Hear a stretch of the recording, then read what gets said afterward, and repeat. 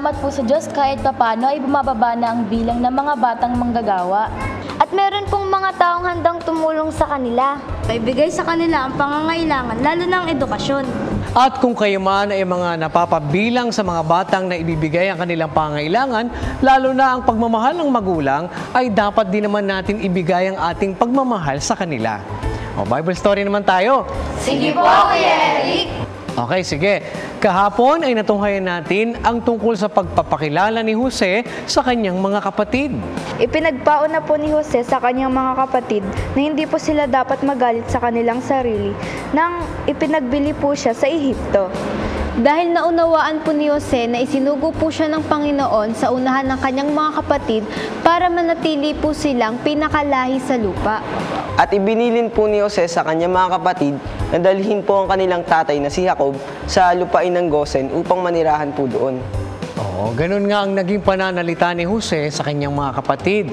At nung malaman ni Faraon na nandoon ang kanyang mga kapatid, ganito naman ang sumunod na nangyari. Basahin natin ang nakasulat sa Henesis pa rin, sa 45, 16 hanggang 28.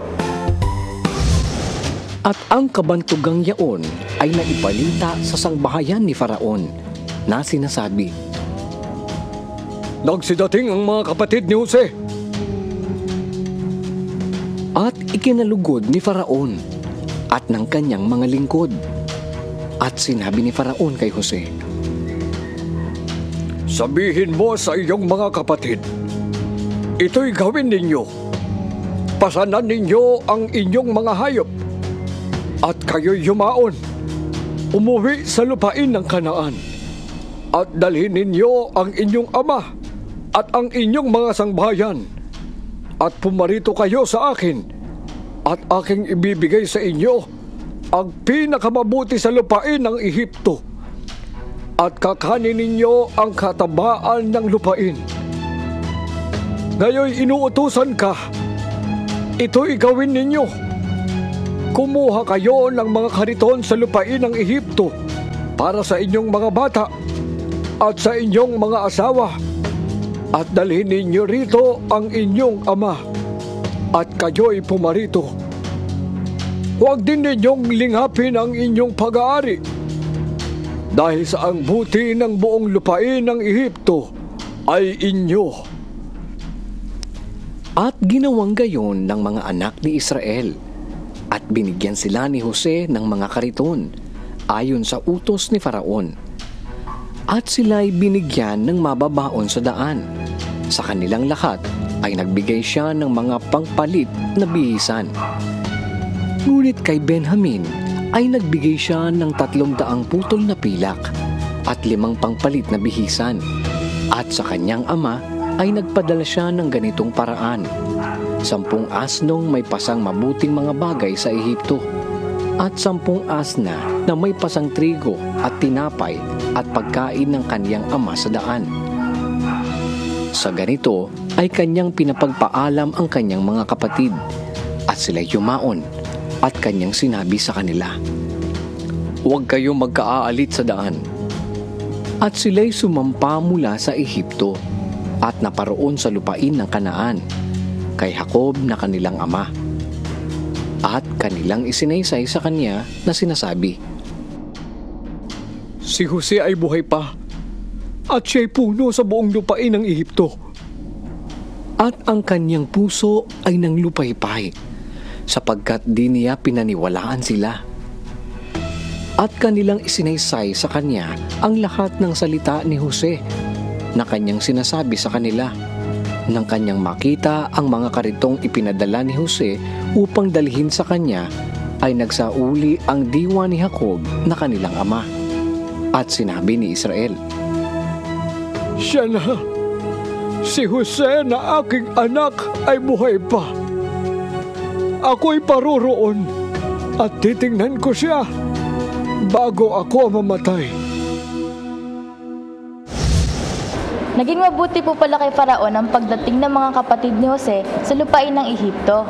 Ibinilin po ni Faraon kay Jose na pasanan po ng mga mababaon ang mga hayop ng kanyang mga kapatid sa kanilang pag-uwi. Nagpadala po si Faraon ng mga kariton sa mga kapatid ni Jose para magamit rin po ng sangbahayan ni Jacob. At sinabi po kay Jacob ng kanyang mga anak na si Jose po ay buhay pa at siya'y tagapamahala sa lupain ng Ehipto. Kuya Rick, ano po bang ginawa ni Jacob nang malaman niya pong buhay pa ang kanyang anak na si Jose? Yan naman ang matutunghayan natin next week kung loloobin ng Panginoon. Kaya't huwag kayong liliban sa panonood ng Bible story. Ang mga kabataan ay mahalagang bahagi ng ating lipunan. Kaya naman marapat lang na kami ay huwag pabayaan at maibigay sa amin ang aming mga pangangailangan. Dahil kayong mga kabataan ay mga tagalangit at mahalaga sa Diyos. Basahin natin ang nakasulat sa aklat ng Mateo 19 at 14. Datapwat sinabi ni Jesus, pabayaan ninyo ang maliliit na bata at huwag ninyong pagbawalan silang magsilapit sa akin, sapagkat sa mga ganito ang kaharian ng langit. Marami ba kayong natutuhan sa loob ng linggong ito? Huwag kayong liliban sa susunod dahil marami pa tayong pag-aaralan.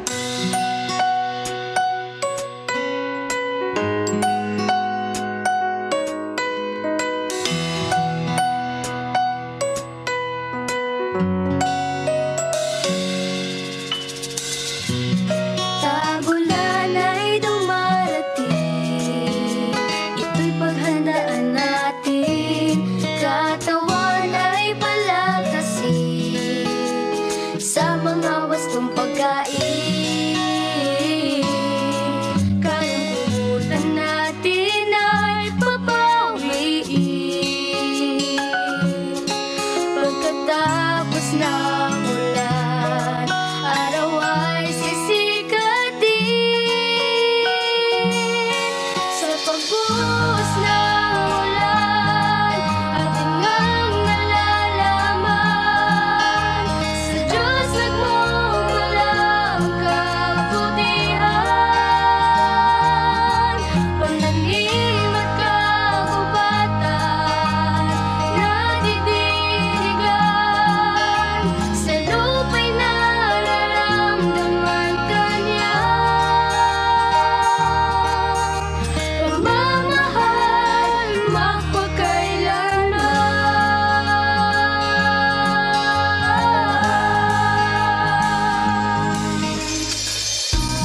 Halina't sumukob na, magkasama tayo sa tuwina. Sa hirap at sa saya, tagulan may di bali na. Sa problema ay huwag na padadala.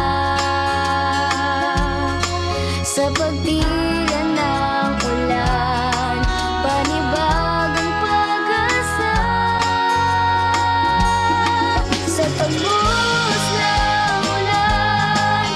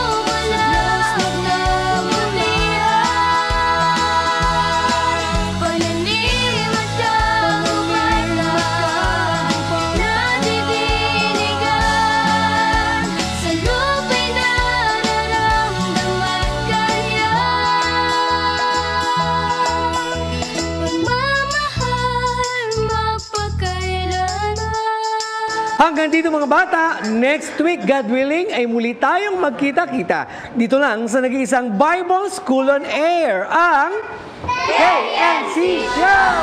KNC Show, will teach us while we grow.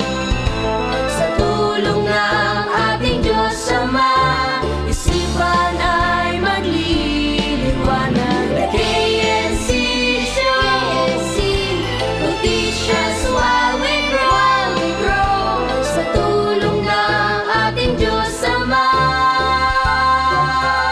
isipan ay magliliwanag na.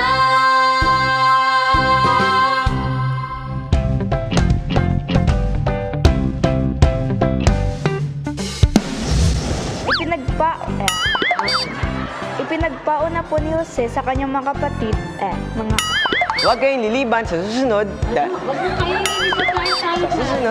Huwag kayong liliban dahil marami pa tayong pag-aaralan sa susunod na linggo. Ano yun?